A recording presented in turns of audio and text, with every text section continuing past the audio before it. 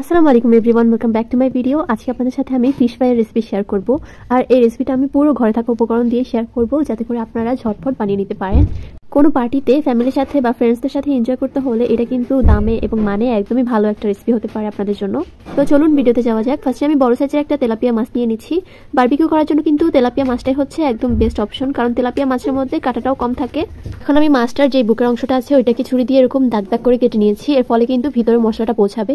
তো এখন একটা বড় সাইজের বাটি নিয়ে নিচ্ছি, আর এখন এখানে 1 টেবিল চামচ দিয়ে দিচ্ছি পেঁয়াজ বাটা, দিয়ে দিব 1 চা চামচ আদা বাটা, 1 চা চামচ রসুন বাটা, আর তারপর এখানে আমি গুঁড়া মশলা অ্যাড করব। তো এখানের মধ্যে আমি নিয়েছি মরিচ, হলুদ, ধনিয়া, জিরা আর গরম মশলার গুঁড়া, আর নিয়েছি লবণ।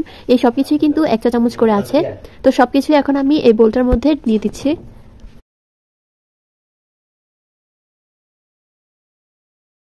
তো সবকিছু দেওয়ার পর এখানের মধ্যে আমি 1 চা চামচের মতো দিয়ে দিচ্ছি সরিষার তেল। এগুলোকে আগে একটু মিশিয়ে তারপর আমি 1 চা চামচ সরিষার তেল অ্যাড করেছি, আর তারপর সামান্য একটু পানি অ্যাড করে জাস্ট মশলাটাকে একটু ভিজা টাইপের করে নিচ্ছি, এর ফলে কিন্তু মাছের মধ্যে লাগাতে সুবিধা হবে।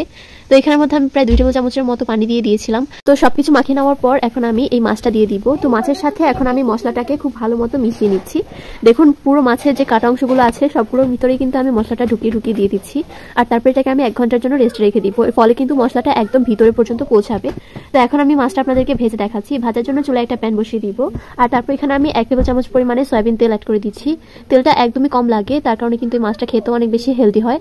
আর এখন আমি এখানের মধ্যে তেলটা যখন হালকা গরম হয়ে যাবে মাছটা দিয়ে দিচ্ছি, আর মাছের উপর দিয়ে আমি একটু মশলা স্প্রেড করে দিয়েছিলাম। এখন আমি এটাকে জাস্ট একটু ঘুরিয়ে দিচ্ছি, কারণ যদি এটা একপাশেই রাখেন তাহলে কিন্তু নিচে দিয়ে এটা লেগে যাবে, আর তারপর যেই তেলাপিয়া মাছের উপরে চামড়াটা থাকে ওইটাও কিন্তু উঠে যাওয়ার চান্স থাকে। তো তার জন্য একটু ঘুরিয়ে দিবেন যাতে নিচে দিয়ে লেগে না যায়। তবে প্রথমে কিন্তু উল্টাতে যাবেন না, তাহলে কিন্তু মাছটা একদম ভেঙে যাবে। তো এটাকে আমি 10 থেকে 15 মিনিট এরকম ভেজে নিয়েছি উল্টে পাল্টে, তারপরে কিন্তু মাছটা একদম রেডি। তো এখন আমি এটাকে ডেকোরেশন করব। ডেকোরেশন করার পর আমি এখন আপনাদেরকে এটা কেটে দেখাচ্ছি। দেখুন বাইরেটা খুবই ক্রিস্পি আর ভিতরটা একদম জুসি হয়েছে। এটা খেতেও কিন্তু অনেক বেশি ভালো ছিল। ঘরোয়া মশলা দিয়ে তৈরি করা হয়েছে একদম। আপনারা চাইলে কিন্তু বাসায় খুব সহজে এরকম ফিশ ফ্রাই বানিয়ে পরিবেশন করতে পারেন। চাইলে এটাকে আপনারা নান রুটি বা ভাতের সাথেও পরিবেশন করতে পারেন, খেতে অনেক বেশি ভালো লাগবে। ভিডিওটি ছিল এই পর্যন্তই। আল্লাহ হাফেজ। আসসালামু আলাইকুম everyone, welcome back to my video. আজকে আপনাদের সাথে তান্দুরি চিকেনের রেসিপিটি শেয়ার করছি একদম সহজে। আমার বাসার সবার এটা অনেক বেশি পছন্দের, একদম ঘরোয়া উপকরণ দিয়ে তৈরি করে দেখাবো। তো চলুন ভিডিওতে যাওয়া যাক। প্রথমে আমি নিয়ে নিচ্ছি ব্রয়লার মুরগি। এই মুরগিটা দিয়ে তান্দুরি চিকেনটা খুব সহজে সিদ্ধ হয়ে যায় আর খেতেও কিন্তু ভালো হয়। তো দেখতে পাচ্ছেন আমি বড় সাইজের 2টা লেগ পিস নিয়ে নিয়েছি। তো এগুলোকে আমি ছুরি দিয়ে একটু কেটে নিচ্ছি, এতে করে মশলাগুলো ভিতরে ঢুকবে আর তান্দুরি চিকেনটা খেতে অনেক বেশি জুসি আর ফ্লেভারফুল হবে। তো সাথে আমি আরো 2টা ব্রেস্ট পিসও নিয়েছি। সবগুলো কেটে নেওয়া হয়ে গেলে এখন আমি একটা বড় সাইজের বোল নিয়ে নিচ্ছি। এখন এখানে দিয়ে দিব 2 টেবিল চামচ পরিমাণে আদা বাটা, আর 1 টেবিল চামচ পরিমাণে রসুন বাটা, সাথে দিয়ে দিব সামান্য একটু টক দই, পছন্দ অনুযায়ী টক দই ইউজ করতে পারেন, আর সাথে দিয়ে দিব 1 চা চামচের মতো মরিচের গুঁড়া। ঝালটা আপনারা চাইলে পছন্দ অনুযায়ী বাড়ি কমিয়ে দিতে পারেন। এখন দিয়ে দিব 1 চা চামচের মতো গরম মশলার গুঁড়া, তারপর দিয়ে দিব 2 টেবিল চামচ পরিমাণে জিরার গুঁড়া,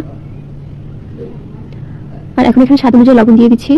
তারপর এগুলোকে খুব ভালো মতো একটু মিশিয়ে নিতে হবে। টক দইটা যেহেতু বরফ ছিল তো এটাকে আমি খুব ভালো মতো একটু গলিয়ে নিচ্ছি। তো সবকিছু ভালো মতো মিশিয়ে নেওয়ার পর এখানের মধ্যে আমি রাঁধুনি রেডি মিক্সের তান্দুরি মশলাটা ইউজ করছি। এটা আপনারা চাইলে স্কিপ করতে পারেন, তবে দিলে কিন্তু তান্দুরির যে আসল টেস্টটা আছে সেটা পাওয়া যাবে। তো দেখতে পাচ্ছেন সবকিছু ভালো মতো মিশিয়ে নেওয়ার পর এখানে আমি সামান্য একটু জর্দা রং ইউজ করেছি। যেহেতু আমি এখানে ঝালটা কম দিয়েছি তো তার জন্য কিন্তু কালারটা একদমই কম এসেছে, যার কারণে জর্দা রংটা ইউজ করেছি। আর এখন আমি চিকেনগুলোর মধ্যে এই মশলাটা খুব ভালো মতো কোটিং করে নিব। এক পিস করে খুব ভালো মতো যত্ন সহকারে এগুলোকে মেখে নিলে কিন্তু মশলাগুলো খুব সুন্দর ভিতরে প্রবেশ করে, আর এটা খেতেও কিন্তু অনেক বেশি মজার হয়। তো দেখতে পাচ্ছেন আস্তে আস্তে করে আমি সবগুলোর মধ্যে কিন্তু মশলাটা খুব ভালো মতো লাগিয়ে নিচ্ছি। সবগুলোতে খুব ভালো মতো মশলা লাগিয়ে নেওয়ার পর এগুলোকে আপনারা চাইলে রেস্টে রেখে দিতে পারেন, তবে আমি এগুলোকে ইনস্ট্যান্ট ভেজেছি। তবে রেস্টে রাখলে কিন্তু মশলাটা আরো ভিতরে প্রবেশ করে আর খেতেও কিন্তু অনেক বেশি মজার হয়। তো ভেজে নেওয়ার জন্য চুলায় আমি কিছুটা পরিমাণে তেল দিয়ে দিচ্ছি একটা প্যানের মধ্যে। তেল এখানের মধ্যে 2 টেবিল চামচের মতো দিয়েছি, আর তারপর আমি 2টা পিস দিয়ে দিলাম। চুলা কিন্তু প্রথম পর্যায়ে একদম হাইতে থাকতে হবে, এতে করে কিন্তু মাংসটা প্রথম দিক দিয়ে কালার চলে আসবে, আর তারপর আস্তে আস্তে লো আঁচে ভেজে নিলে কিন্তু ভিতরটা খুব সুন্দর মতো সিদ্ধ হয়ে যাবে। তো যে 2টো বুকের পিস ছিল ওগুলোকে কিন্তু আমি আরেক চুলার মধ্যে বসিয়ে দিয়েছি, দেখতে পাচ্ছেন সেম ভাবে। তো 2 মিনিট পর আমি এটাকে উল্টিয়ে দিচ্ছি, আর তারপর একটা ছাঁকনি দিয়ে এগুলোকে উঠিয়ে নিব। চুলা কিন্তু এ পর্যায়ে হাইতে থাকতে হবে, আর যখন নিচে পাটটাও খুব সুন্দর মতো কালার চলে আসবে তারপর চুলা মিডিয়াম টু লো করে এটাকে ভেজে নিতে হবে। তো আমি ব্রেস্ট পিসগুলোকে খুব ভালো মতো উল্টিয়ে দিলাম। তো দেখতে পাচ্ছেন এটা কিন্তু এখন প্রায় মোটামুটি কালার চলে এসেছে। এখন আমি চুলা মিডিয়াম টু লো রেখে এগুলোকে ভেজে নিচ্ছি। তো মাংসটা একদম ভালো মতো রেডি হয়ে গিয়েছে, এগুলো কিন্তু ভিতর থেকে সিদ্ধ হয়ে গিয়েছে। তো চুলা থেকে নামিয়ে নিচ্ছি। এখন আমি একটা প্লেটের মধ্যে কিছু পেঁয়াজ আর লেবু দিয়ে ডেকোরেশন করে তারপর আমি তান্দুরি চিকেনগুলো দিয়ে দিচ্ছি, আর তারপর এক পাশ দিয়ে মেয়োনিজ আর চিকেন ম্যারিনেট করার সময় যেই মশলাগুলো ছিল ওগুলোকে একটু ভেজে নিয়েছি। তো এগুলোকে আমি সাজিয়ে নিচ্ছি। তো দেখতে পাচ্ছেন খুব সহজে কিন্তু এই তান্দুরি চিকেনটা একদম রেডি হয়ে গেল। আপনারা চাইলে কিন্তু খুব সহজে বানিয়ে পরিবেশন করতে পারেন। এভাবে করে ডেকোরেশন করে দিলে কিন্তু সবারই খুব ভালো লাগবে। তো আমার আজকের ভিডিওটি ছিল এই পর্যন্তই। দেখো পরবর্তী কোনো ভিডিওতে। আল্লাহ হাফেজ। আসসালামু আলাইকুম এভরিওয়ান। নান রুটি তো আপনারা অনেকভাবেই তৈরি করে খেয়েছেন, তবে এইভাবে ফুটন্ত গরম পানিতে দিয়ে নান রুটি কি খেয়েছেন? তো আজকে আমি আপনাদের সাথে শেয়ার করবো একদম হোটেল স্টাইলে নরম তুলতুলে পারফেক্ট নান রুটি রেসিপি। আর এই নান রুটিটা কিন্তু আপনারা বানাতে পারবেন একদম ঘরে থাকা উপকরণ দিয়ে। আর রেসিপিটি ভালো লাগলে অবশ্যই চ্যানেলটি সাবস্ক্রাইব করে পাশে থাকবেন। তো চলুন রেসিপিতে যাওয়া যাক। নান রুটি বানানোর জন্য প্রথমে একটা বড় বোলের মধ্যে আমি নিয়ে নিচ্ছি 2 কাপ পরিমাণে ময়দা দিয়ে করার চেষ্টা করবেন, তাহলে কিন্তু রেজাল্ট ভালো আসবে। তো 2 কাপ ময়দার সাথে আমি এখানের মধ্যে হাফ চা চামচ পরিমাণে লবণ দিয়ে দিচ্ছি। এখন দুইটাকে ভালো মতো মিশিয়ে নিব। ভালো মতো মিশিয়ে এটাকে একপাশে সরিয়ে এখন একটা বাটির মধ্যে আমি নিয়ে নিচ্ছি হাফ কাপ পরিমাণে কুসুম গরম দুধ। এখন এখানের মধ্যে দিয়ে দিচ্ছি 1.5 টেবিল চামচ পরিমাণে চিনি। দুধটা অবশ্যই কুসুম গরম হতে হবে, আর আপনারা চাইলে এখানে কিন্তু পানিটাও ইউজ করতে পারেন। এখন এখানের মধ্যে আমি দিয়ে দিব ইস্ট এখানের মধ্যে আমি 1 চা চামচ দিচ্ছি। 2 কাপ ময়দার জন্য 1 চা চামচ ইস্ট যথেষ্ট। তো এখন এটাকে ভালো মতো মিশিয়ে 10 মিনিটের জন্য রেখে দিব। 10 মিনিটের মধ্যেই কিন্তু ইস্টটা একদমই অ্যাক্টিভ হয়ে যাবে। তো দেখতে পাচ্ছেন ইস্টটা কিন্তু ফুলে গিয়েছে।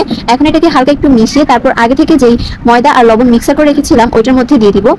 অল্প অল্প করে দিয়ে একটা ডো তৈরি করে নিব। দুধের মিক্সারটা অল্প অল্প করে দিব আর ডোটাকে বানিয়ে নিব। আপনারা চাইলে কিন্তু দুধের পরিবর্তে পানিটাও ইউজ করতে পারেন, তবে খেয়াল রাখবেন পানি বা দুধ দুটোই কিন্তু কুসুম গরম থাকতে হবে, তাহলে কিন্তু ইস্টটা একদমই অ্যাক্টিভ হয়ে যাবে। আবার বেশি গরম দিলেও কিন্তু ইস্টের কার্যকারিতা নষ্ট হয়ে যায়। তো ডোটা বানানো হয়ে গেলে আমি এখানের মধ্যে 1 টেবিল চামচ পরিমাণে সয়াবিন তেল দিয়ে তারপর এটাকে ভালো মতো মথে নিচ্ছি।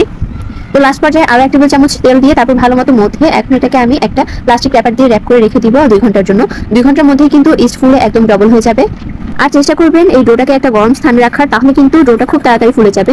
তো 2 ঘন্টা পর ফিরে আসলাম, দেখতেই তো পাচ্ছেন ডোটা কিন্তু ফুলে একদমই ডবল হয়ে গিয়েছে। তো এখন এটাকে আমি হাতের সাহায্যে এটা বাতাসটাকে বের করে নিব। এখন এই ডোটাকে হালকা একটু ভালো মতো মথে নিতে হবে। ভালো মতো মথে নিয়ে তারপর এখান থেকে আমি লেচি কেটে নিব। দেখুন আগের তুলনায় কিন্তু এটা অনেক বেশি সফট হয়ে গিয়েছে। তো এখানের মধ্যে আমার 5টা নান রুটি হবে, তো এটাকে আমি 5 ভাগে ভাগ করে নিচ্ছি। তো এখন আমি এখান থেকে একটা লেচি নিয়ে নিচ্ছি, তারপর ময়দা দিয়ে সামান্য একটু মথে তারপর এটাকে আমি রুটি বানিয়ে নিব। নর্মাল রুটি কিন্তু একটু তুলনামূলক পাতলাই হয়, তো আমি এটাকে একটু মোটা করে বানাচ্ছি, যেহেতু এটা নান রুটি। আবার বেশি মোটা করে বানাবো না, মিডিয়াম সাইজে করে বানিয়ে নিচ্ছি। এখন এটার উপর দিয়ে আমি কিছুটা পরিমাণে ধনেপাতা ছিটিয়ে দিব।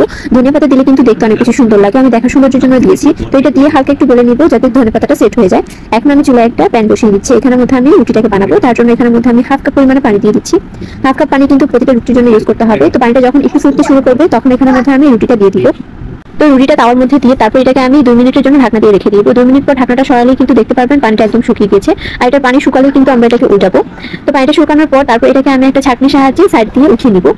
যেহেতু এটাতে পানি দেওয়া হয়েছে তাই এটা কিন্তু একটু লেগে যাওয়ার সম্ভাবনা থাকে। তো লেগে গেলে তারপর এটাকে আমি উল্টি দিয়ে এখন এটার মধ্যে আমি ঘি ব্রাশ করে দিচ্ছি। এরপর যে ঘি ব্রাশ করে দিলে কিন্তু ফ্লেভার ভালো আসে। 2 সাইডে যখন সুন্দর মতো হয়ে যাবে তখন এটাকে আমি চুলা থেকে নামিয়ে নিব। তো আমার একটা নান কিন্তু রেডি। এখন এই প্যানটাকে ভালো মতো পরিষ্কার করে নিব। আমি একটা কাপড়ের সাহায্যে পরিষ্কার করে নিয়েছি। তারপর এখানের মধ্যে আবার হাফ কাপ পরিমাণে পানি দিয়ে দিচ্ছি। পানিটা যখন ফুটতে শুরু করবে তারপর এখানের মধ্যে আমি রুটিগুলো দিয়ে দিব।